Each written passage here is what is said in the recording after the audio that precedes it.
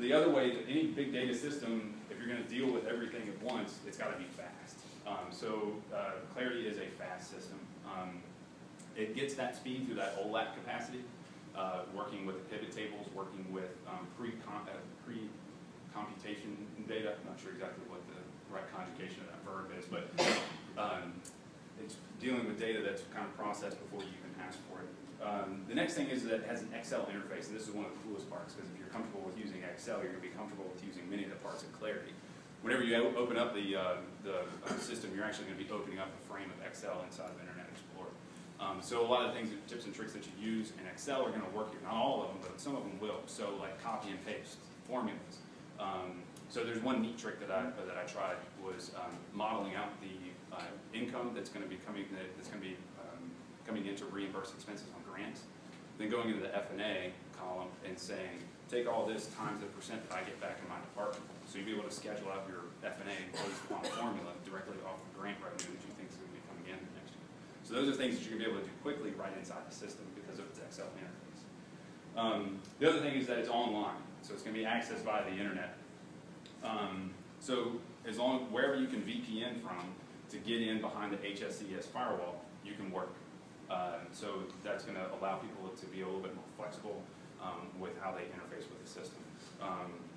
And there shouldn't be a whole lot of emails going around about getting out of the system so that things can happen. It's going to be an online system, so it's going to be keeping up with itself. The other thing that's neat about the online part is that it's linked to email. You're going to see in certain templates and certain reports that you can click a button to email it. So it'll automatically open up an Outlook screen and attach the report that you see as an Excel document. You can email it off to someone else. So when you're done, you can click the button say on your SOM budget report. You can click the button to email it to your chair and say, hey, what does this look like?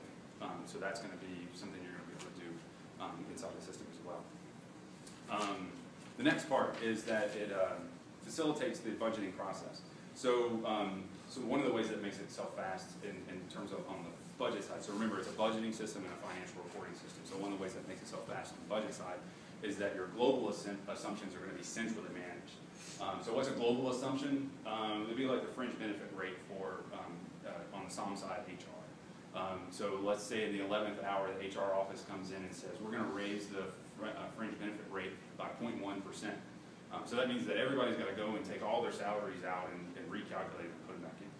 Nope, not going to have to happen that way. What's going to happen is somebody in Central, that'd be Nathan, is going to open up an administrative template and change that rate. It's going to automatically calculate it off to everybody else.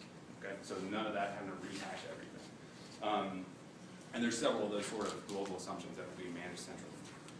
The next thing, and this is my personal favorite in the entire system, is that your reports and your data entry are going to be right next to each other. So what does that mean? Whenever you open up a template, it's actually going to give you some information when it asks you to put in information. So say on the SOM OTPS is a perfect example. When you open that up, it's going to give you what you spent last year, what you spent this first 6 months of this year. Then it's going to ask you what are you going to spend in the next 6 months, and what are you going to do next year. So this is where you've been, this is where you are, what do you want to be when you grow up. So all that's going to be together. So no more running reports and then getting the data out of there after a while, and then taking and crunching those in Excel and analyzing and trying to figure out, and then going into a data entry screen to punch in numbers. All that's going to be in one place, so it's going to facilitate the budgeting process and speed that up. The other thing is that it's going to allow you to do financial modeling. So you'll be able to go in and say, all right, so the governor says that he wants all the state employees to get a 3% bonus next year. All right, if I drop my OTPS by 1%, what does that look like? So you'll be able to go and do that. You'll be able to drop your OTPS by 1% and see what the net effect is on your bottom line across fund sources. That's one, kind of a little bit of a silly example, but that's one example of how you can do that. You'll also be able to build scenarios, so you'll be able to take clusters of decisions and then put those together in a way that you can see how these clusters of decisions affect each other across different models and through something called versioning.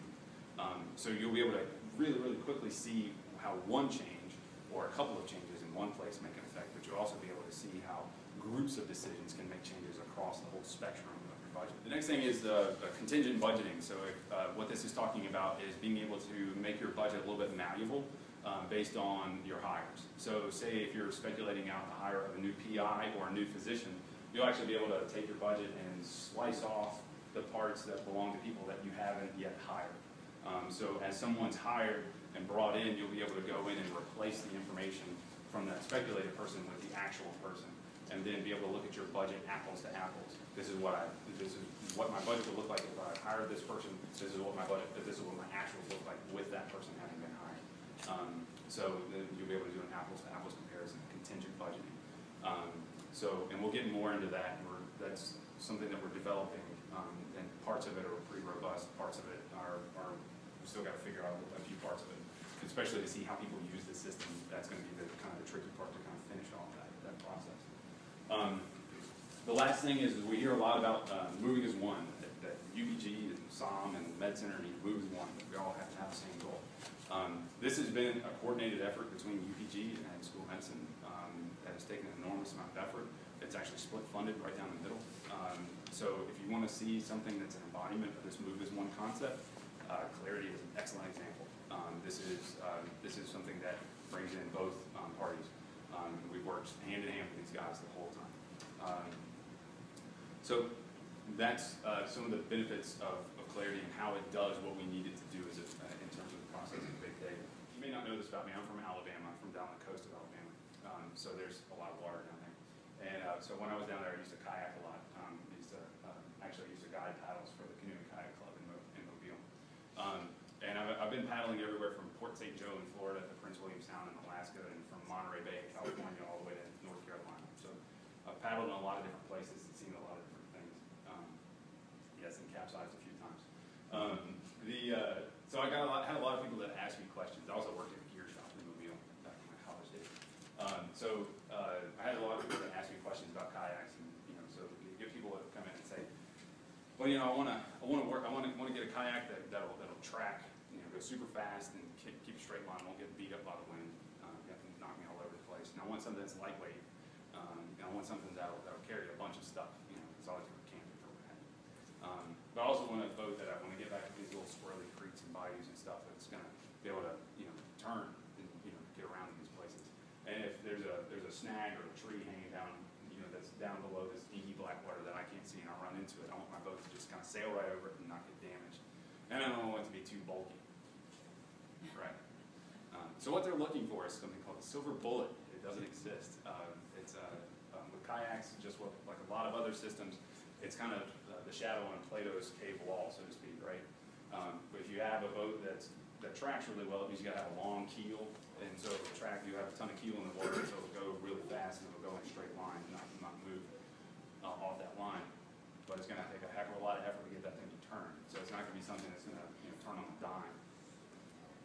With kayaks, just like with any other system, there's compromises. Anytime you gain something, a lot of times you lose something else. There's a limitation that comes along with it. The trick is to find something that only has the least amount of compromises on the limitation side, so that you get as much benefit as you can, and you don't even notice those limitations. Clarity is a system, and it has limitations. So what are some of those limitations?